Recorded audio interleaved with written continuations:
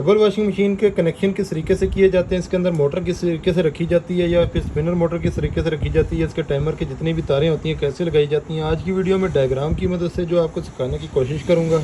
चलो इस वीडियो को देखने के बाद आप लोगों के लिए इस तरह के कनेक्शन करना कोई मुश्किल नहीं होगा। इस काम के लिए दोस्तों सबसे पहले तो आपको पता है जितनी भी हमारी डबल वॉशिंग मशीनें होती हैं इसमें दो किस्म की मोटरें होती हैं।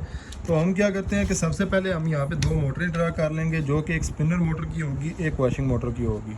तो सबसे पहले हम ये करते हैं कि यहाँ पे हम जो है एक मोटर बना लेते हैं। ये हमारी मोटर आ जाएगी और इसके अंदर से 3 तारें निकल रही होती हैं, ये हमारी स्पिनर की मोटर है, ठीक है।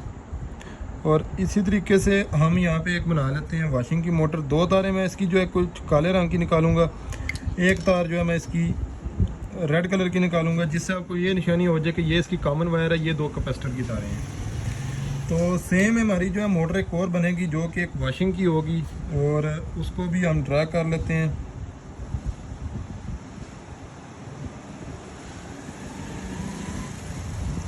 ये होगी वॉशिंग की मोटर हमारी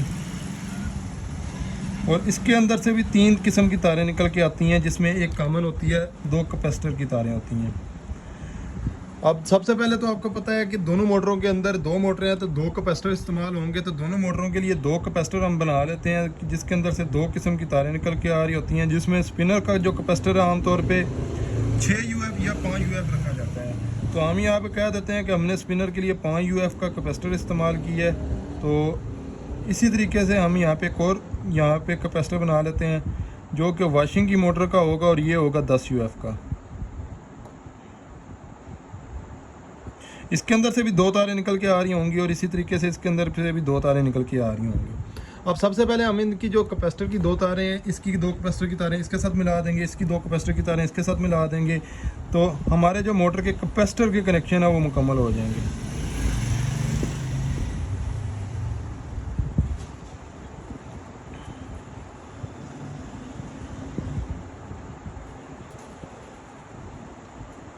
अब दोस्तों जैसा कि आपको पता है कि कोई भी हमारी जो मशीनें हैं इसके अंदर हम जो है 220 इसको प्रोवाइड करते हैं ताकि ये अपने आप को चला सके। किसी भी बोर्ड में स्विच लगाते हैं जहाँ से 220 निकल के आती है और इसके अंदर से 2 तारें निकल के आ रही होती हैं, एक गालबन ब्लैक कलर की होती है या फिर एक जो है रेड कलर की होती है।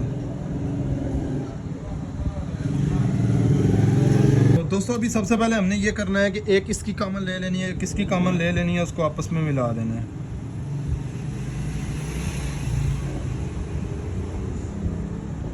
तो ये दोस्तों हमारी कॉमन वायर दोनों की कॉमन आपस में जुड़ जाएगी। अब इसके साथ हमने 220 की एक तार लगानी है, तो जो कॉमन वायर जोड़ी थी उसको हम जो है कुछ इस तरीके से इसके साथ लगा देते हैं। अब ये जो दूसरी तार है इसको अगर हम यहाँ पे लगाएंगे तो हमारी वॉशिंग की मशीन जो फॉरवर्ड चलेगी, यहाँ पे चलाएंगे तो रिवर्स चलेगी। लेकिन हमें आपको पता है कि इस तरीके से कनेक्शन चाहिए होते हैं कि एक मरतबा थोड़ी देर के लिए 1 वे चले, एक साइड पे चले, फिर थोड़ी देर बाद चक्कर रोक के दूसरी साइड पे चले। इसलिए हम इसमें टाइमर इस्तेमाल करेंगे। और अगर ये तार हम जो है स्पिनर की इस मोटर पर लगा देते हैं, इस डायरेक्शन पर लगा देते हैं, तो हमारी मोटर बिल्कुल डायरेक्ट चलेगी, एक ही साइड पर चलेगी। लेकिन हमें जो मोटर है एक ही साइड पर चाहिए होती है। तो हम इसका जो है कंट्रोल बॉक्स बनाएंगे। कंट्रोल बॉक्स बनाने के लिए इसके जो है टाइमर वगैरह का इस्तेमाल किया जाता है। तो अभी हम एक काम करते हैं कि यहाँ पे ऊपर आ जाते हैं और ऊपर यहाँ पे सबसे पहले एक टाइमर ड्रा कर लेते हैं। और ये जो हमारा टाइमर होगा लेफ़्ट साइड पे है, तो लेफ़्ट साइड पे हमने जो मोटर रखी है इसको जो है स्पिनर का करेंगे, तो ये स्पिनर का जो टाइमर होगा, ठीक है। और इसी तरीके से यहाँ पे हम जो है एक और टाइमर ड्रा करेंगे जो कि हमारा वॉशिंग का होगा। ये टाइमर बड़ा होता है स्पिनर की निस्बत।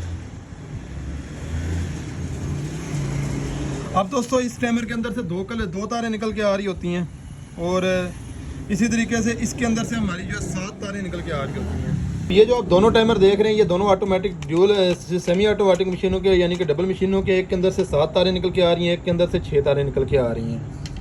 टाइमर जिसके अंदर से 7 तारें निकल के आ रही होती हैं तो इसके अंदर बेल का इस्तेमाल किया जाता है, और जिसमें जो 6 तारें निकल के आ रही होती हैं उसमें बेल का इस्तेमाल नहीं होता। इसलिए हम जो है जिसमें 7 तारें आ रही हैं उसका टाइमर ड्रा कर लेते हैं और 6 का आपने समझ जाना है कि उसमें बेल नहीं है। तो चलें अभी यहाँ पे इसकी भी टाइमर की तारें ड्रा कर लेते हैं। इसमें जो 3 तारें एक साइड पे होती हैं और फिर 4 तारें एक साइड पे होती हैं।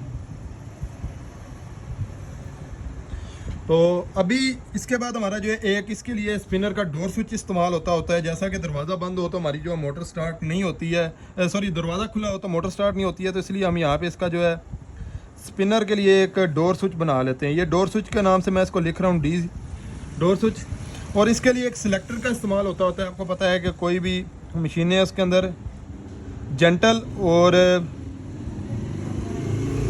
और नॉर्मल मोड जो है इसमें पाया जाता है। तो ये हमारा जो है सिलेक्टर स्विच हो जाएगा।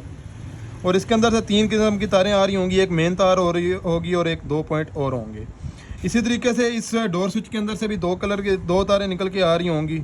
और इसके अलावा बाकी इसकी जो है वायरिंग कर लेते हैं।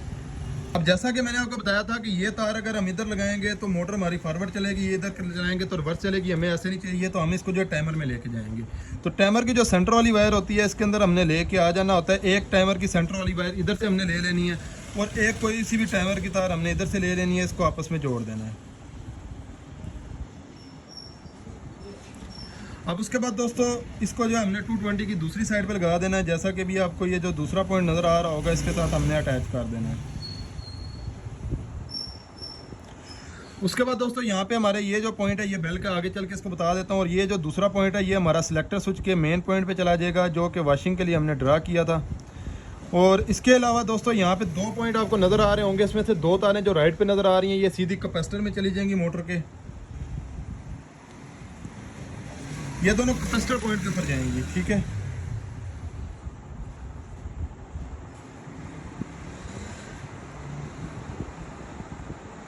और इसी तरीके से बाकी 2 पॉइंट बच जाएंगे। इसको हम सिलेक्टर स्विच के दोनों पॉइंट्स के ऊपर लगा देंगे। ये आगे पीछे भी हम लगा सकते हैं, कोई मसले वाली बात नहीं है।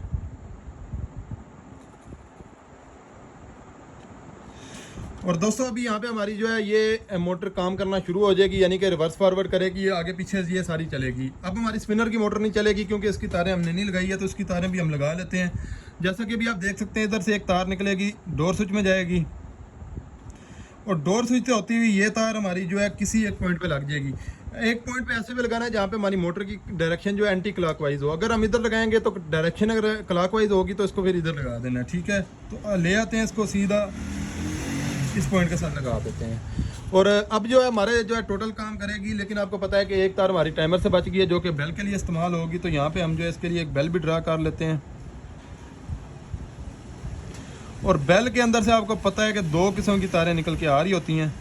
एक तार दोस्तों हमारी जो है कॉमन वायर के साथ लगेगी, जैसा कि एक तार नीचे से आएगी और सीधी आके कॉमन वायर के साथ लग जाएगी।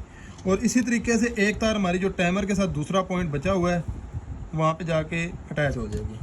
तो इस तरीके से हमारी जो पूरी वॉशिंग मशीन का सिस्टम है, सेमी ऑटो वॉशिंग मशीनें जितनी भी आती हैं इस तरीके से वो ऑपरेट होती हैं।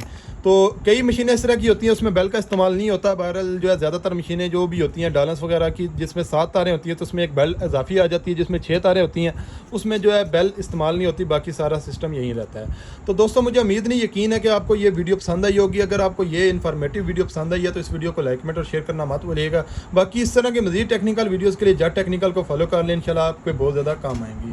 तो अपना बहुत सारा ख्याल रखिएगा, दुआ में रखिएगा। वीडियो को लाइक कमेंट और शेयर करना मत भूलिएगा। अल्लाह हाफिज़, जज़ाकल्लाह।